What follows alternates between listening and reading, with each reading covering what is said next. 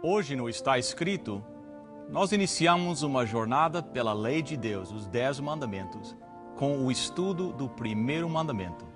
Eu espero que você fique conosco. O Está Escrito inicia agora.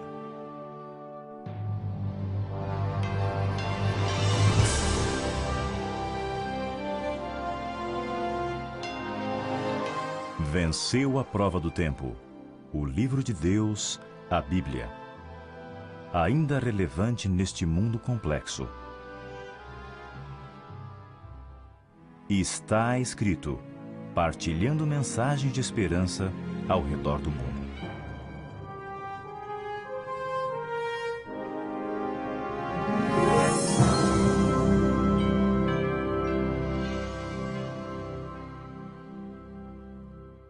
Bem-vindos ao programa do Está Escrito e hoje nós iniciamos uma jornada, eu acho que vai ser muito interessante, ao nós estudarmos a lei de Deus, os 10 mandamentos, mandamento por mandamento.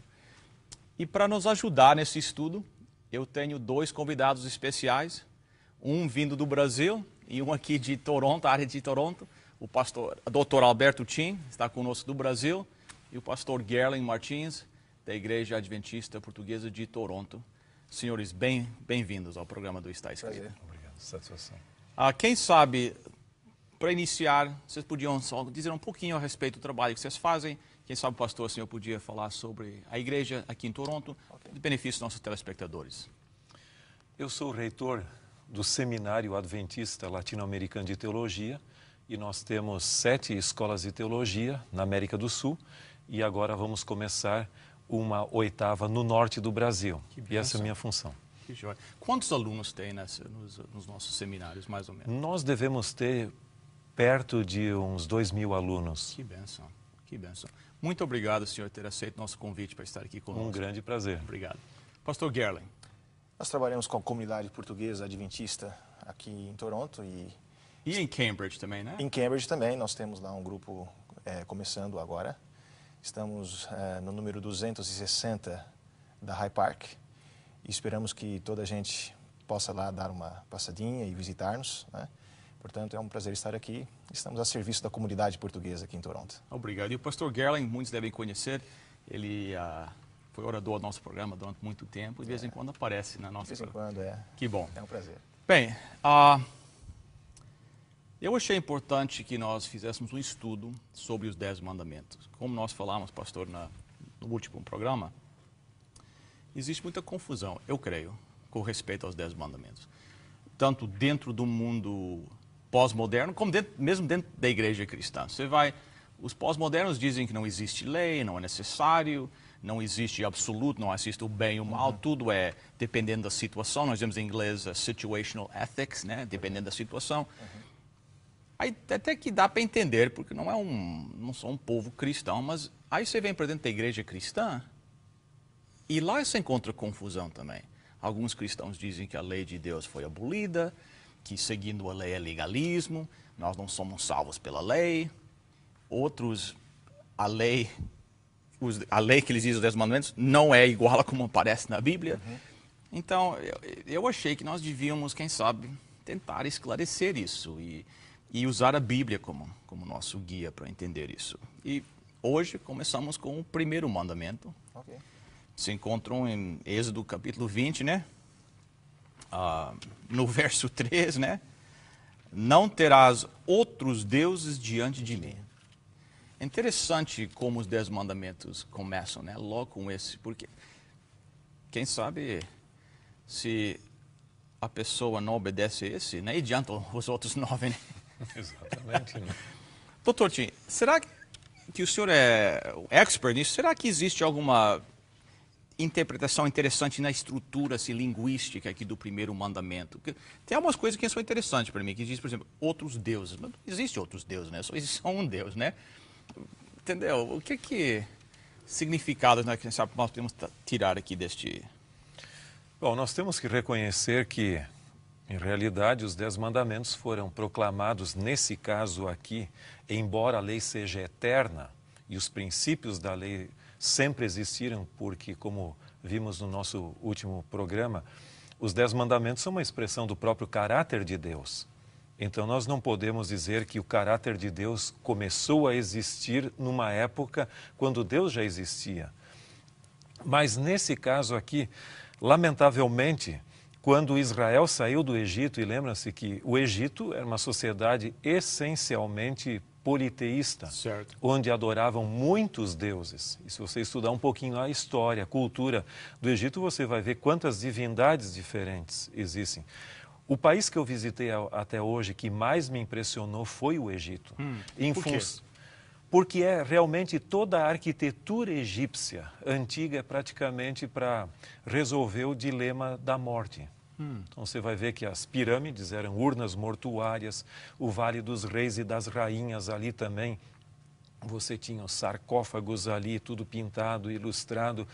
E até no Museu do Cairo você tem, por exemplo, um barco que estava numa das sepulturas, onde cereais foram depositados também para que aquele barco levasse a alma do faraó, melhor dito, o espírito, para o mundo do além. O próprio sistema de embalsamar, o objetivo era basicamente para que quando o espírito Ra viesse, Ra, o nome que se dava, que esse espírito então pudesse reconhecer o corpo ali. Agora, os israelitas tinham muitas opções de deuses e eles foram para uma outra cultura cananita, também politeísta.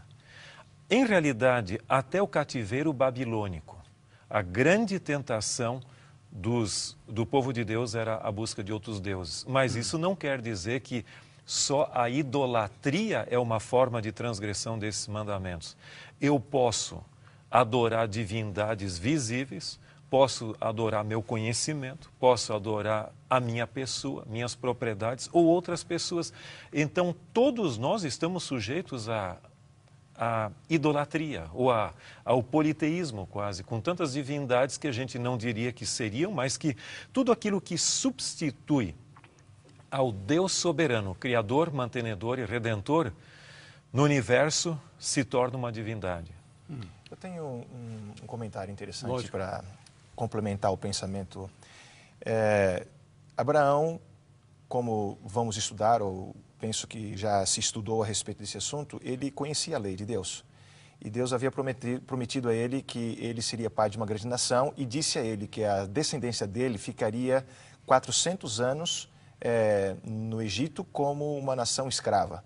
E, na realidade, foram 430 anos que o povo de Israel ficou em contato com essa cultura pagã. Então, 430 anos vendo diariamente o politeísmo dos egípcios, então era natural que Deus fizesse esta recomendação: não terás outros deuses, porque eles estavam diariamente, há 430 anos, envolvidos com essa adoração, ou melhor, os egípcios, né?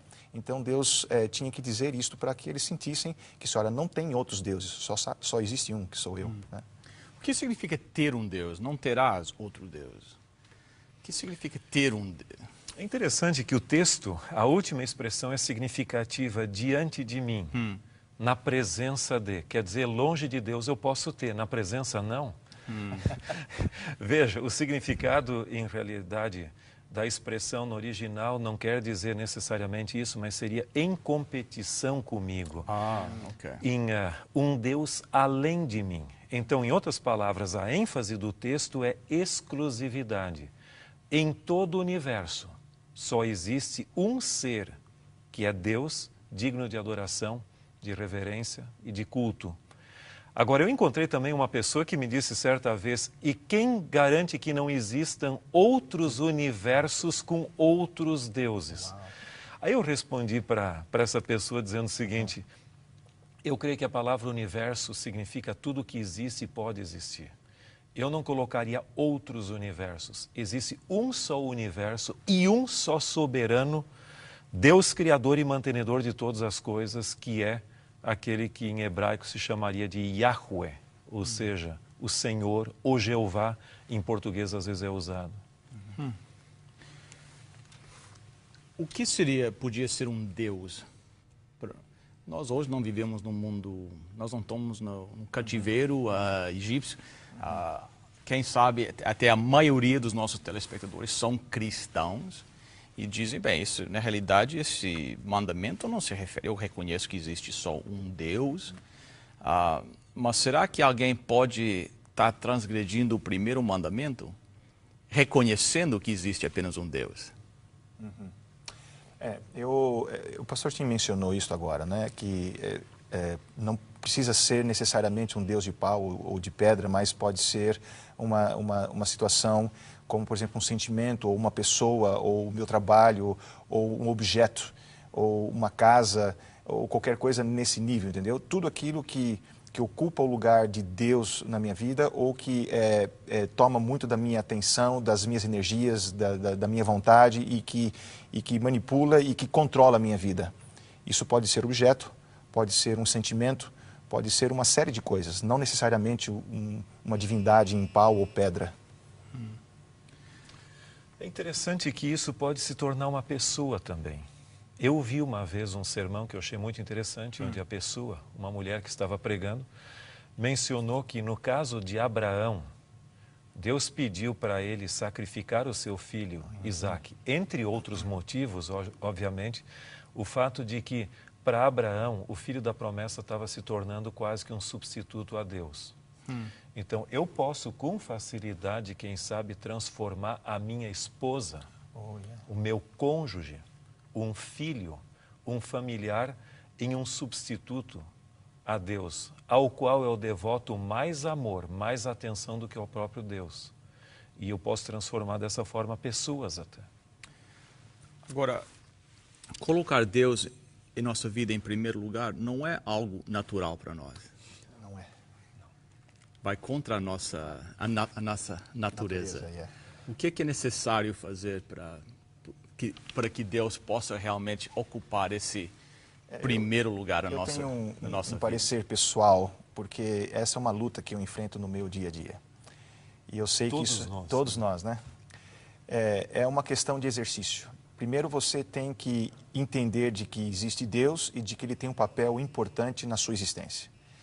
E depois, então, no meu caso, é um exercício diário. Eu tenho que todos os dias, e é o que eu procuro fazer, buscar Deus, adorá-lo, amá-lo, e das minhas orações, ao falar com Ele, eu digo, Senhor, não me deixa colocar nada no seu lugar, que o Senhor ocupe meu coração. E eu tenho que fazer isso diariamente, é um exercício de fé. Né? Se eu parar de tentar buscar colocar Deus como uma prioridade na minha vida, automaticamente, quer dizer, em 1 ou 2 semanas eu perco de vista esse objetivo. É muito difícil você conquistar Deus na sua vida como uma prioridade, mas é muito fácil você perder, porque realmente essa não é a nossa natureza. Alguém disse em certa ocasião que é muito mais fácil morrer para Cristo do que viver para Ele. Se alguém chegasse com uma arma e dissesse, ou você renuncia à sua fé, ou você morre, talvez muitos de nós escolhêssemos morrer, mas viver dia a dia com Deus, mantendo a prioridade dele na nossa vida, é muito difícil. Não é sem motivo que até Jesus, lá no Sermão da Montanha, que nós até mencionamos no último programa, você tem um texto muito importante em Mateus, capítulo 6:33. Buscai, pois, Mateus 6:33. Buscai, pois, em primeiro lugar o seu reino e a sua justiça, e todas essas coisas vos serão acrescentadas. Então, o grande dilema da existência humana é o dilema das prioridades. Certo. E muitas vezes nós permitimos que coisas boas ocupem o lugar das fundamentais, das prioridades.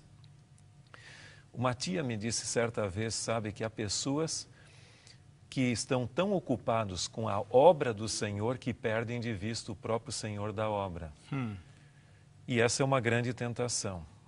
Portanto, o mandamento não é só para o Antigo Testamento. A prioridade de Deus, do seu reino, sua justiça, é enfatizado até Cristo no seu famoso Sermão da Montanha.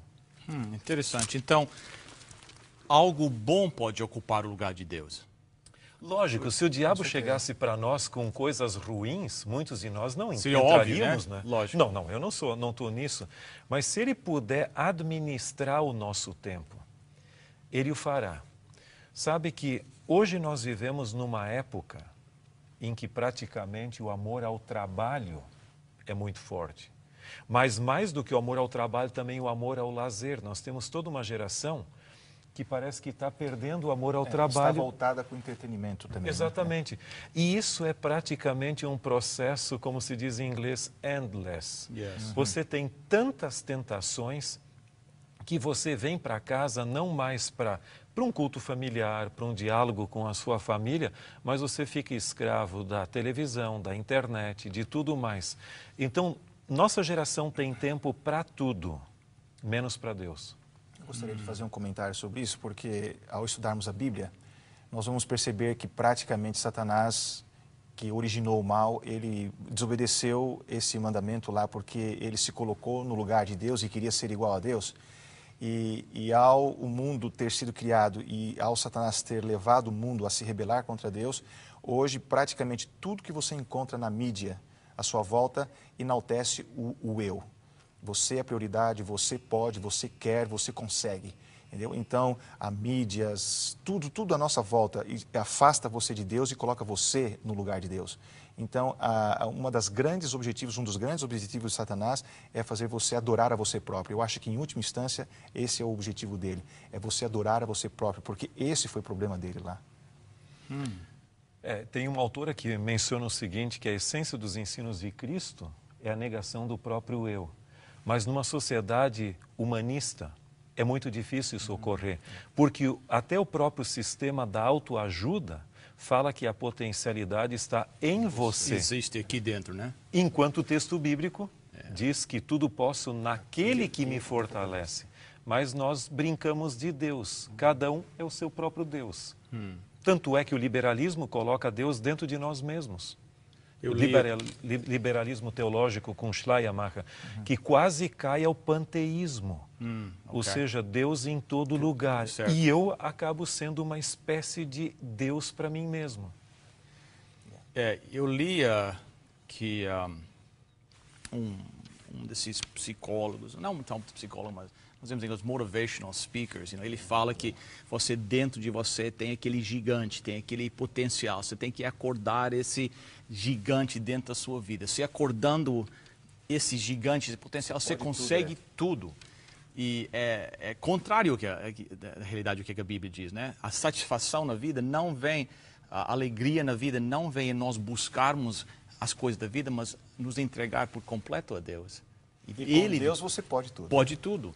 Entendeu? É completamente oposto àquilo que a nossa sociedade diz, né? O prefácio do livro O Desejado de Todas as Nações é muito bonito. O prefácio dos editores diz que em cada ser humano há um vazio. Em vão procuram as pessoas preencher esse vazio com riqueza, com conhecimento, com trabalho, com posições políticas ou acadêmicas que a pessoa exerça. E aqueles que procuram fazer isso sentem que depois de ter aparentemente preenchido esse vazio, eles sentem um vazio. Que esse vazio ainda continua existindo.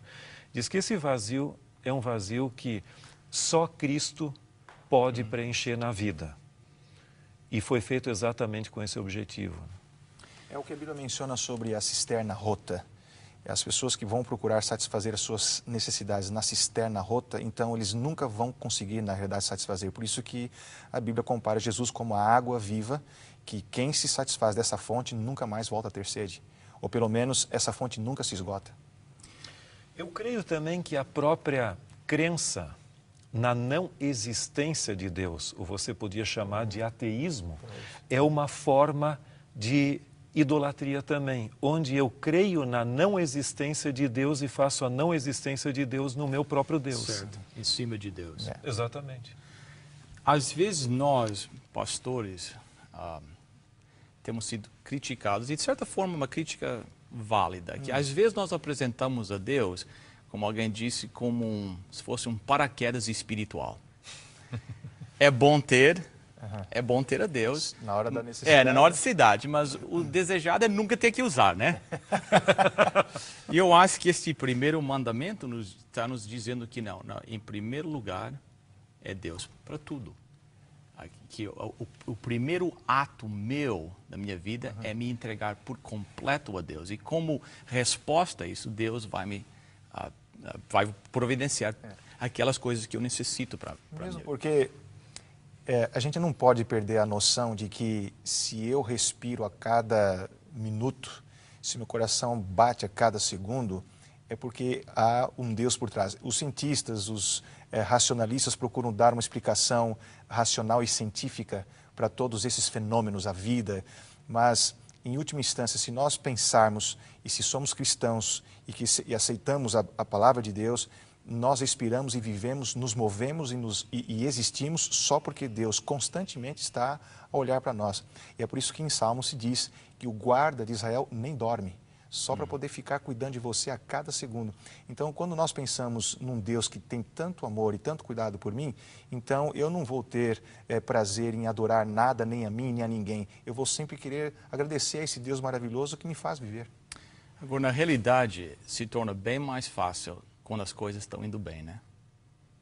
E quando as coisas, às vezes, se dão pelo mal, vem a doença, vem o desespero, o desemprego. Né? Hoje, tantos nossos telespectadores estão sofrendo com isso. O que alguém pode fazer nessas horas difíceis? Que eu creio que nessa hora é interessante, que é a hora que, quem sabe, que nós mais precisamos a Deus, mas às vezes é a hora que nós nos afastamos mais de Deus. Até culpamos a Deus por essas coisas. Tem um pensamento que diz que toda pessoa que chega a extremos ora.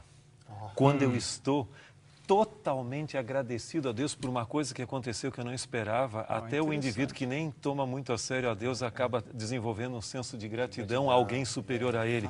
Interessante. Ou quando alguém está numa desgraça absoluta. Agora, você tocou num ponto significativo, que é muitas vezes as pessoas passam a culpar a Deus pelas desgraças que sobrevêm à vida. Quando, na verdade, a existência do mal, chamado na Bíblia de Lúcifer, Satanás, ou antiga serpente, há vários nomes usados para ele. Inimigo é um deles, né? Exatamente. E é real. E compete com Deus. Então, até que ponto Deus permite que o mal opere? Ele também não pode eliminá-lo totalmente, pelo menos na atual conjuntura. Mas um ponto é certo: todo bem provém de Deus. O mal tem outra fonte e nós nunca deveríamos jamais culpar a Deus pelo mal. Como disse alguém, Deus não permitiu, aliás, não prometeu eliminar de nossa vida todas as tempestades, mas Ele promete estar conosco em meio à tempestade. E isso faz toda a diferença na vida. É o que diz o Salmo 23, né? Ainda que eu andasse pelo vale da sombra da morte, não temeria mal nenhum, porque tu estás comigo. Pastor Gerling, o texto não diz que não haveria vale da sombra da morte. Pois é. O próprio Filho de Deus sofreu. Os discípulos de Cristo, ou os apóstolos, melhor dito, nenhum deles teve uma vida tão tranquila. Exato. Mas muitos são chamados a testemunhar de Deus, como Jó, em meio a sofrimento. E esse é o maior testemunho que podemos dar do Evangelho, que em meio ao sofrimento glorificar a Deus ainda. Quantas vezes nós ouvimos de pessoas que dão um testemunho do seu cristianismo em meio ao sofrimento? Que as outras pessoas, ao acompanhar essa tragédia e sofrimento, percebem que existe algo diferente na vida das pessoas. As palavras de Abacuque me vêm à mente: o justo viverá pela fé. Tão convincente esse testemunho, como dos mártires da igreja cristã primitiva, que Tertuliano, um dos pais da igreja, chegou a dizer que o sangue dos mártires era semente. Você matava 1, 2 aqui, mas o testemunho de vida que eles davam convencia muitos que nunca imaginavam que se tornariam cristãos. Eu tenho visto ao longo da minha experiência, cuidando das necessidades espirituais e dos sofrimentos de muitas pessoas, que aqueles que acreditam em Deus e colocam Deus numa posição prioritária na sua vida, diante dos infortúnios e dos sofrimentos, essas pessoas têm uma reação e um processo de cura muito mais rápido do que aqueles que culpam a Deus ou não querem dar a Deus a sua devida posição na vida. Então, Deus atua na vida das pessoas e eu acredito que é por causa da atuação dele que o mundo já não foi destruído. Porque eu acho que Deus interfere diariamente nas consequências do pecado e nos poupa de muitas coisas, porque senão nenhum de nós estávamos aqui mais hoje. Exato. Pastor Gerling, você falou um ponto muito importante ali. Nós realmente enfrentamos sofrimentos. Eu creio que todos enfrentam. É certo que Deus nos protege e nos livra de alguns deles. Nós não temos nessa vida condições de identificar exatamente o que poderia ter acontecido e não aconteceu e o que Deus ainda permitiu. Sofrimento todos passam, os bons e os maus.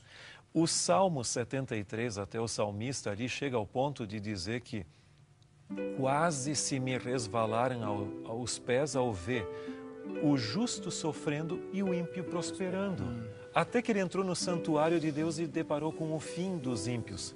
Agora, há uma diferença. Todos sofrem, mas há um ponto muito importante. Sofrer sozinho, numa angústia e desespero, e em meio ao sofrimento ter o consolo e a presença de Deus na vida. Isso faz toda a diferença. Vem o apelo aos nossos telespectadores. Por que não colocar Deus em primeiro lugar? Porque Ele já nos colocou a nós em primeiro lugar, no coração dele. Pastor Gerley, você ora pelos nossos telespectadores nesta hora? Senhor nosso Deus, nós gostaríamos que todos aqueles que nos estão a ouvir agora, que pudessem ser tocados com o poder do Seu Espírito Santo, para entenderem de que há um Deus e que esse Deus tem um interesse extraordinário pela nossa salvação e que nós consigamos dar a esse Deus, o nosso Deus Criador, o que Ele merece, a nossa adoração, o nosso louvor. Portanto, que o Senhor possa abençoar a todos e que todos tenham do Senhor as suas maravilhosas bênçãos. Amém. Amém. Amém.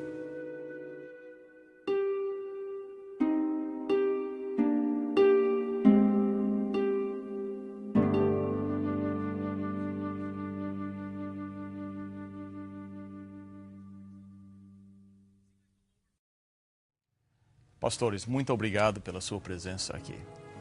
Foi um prazer.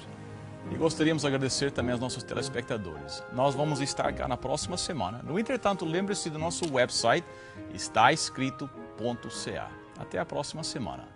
Está escrito: nem só de pão viverá o homem, mas de toda a palavra que procede da boca de Deus.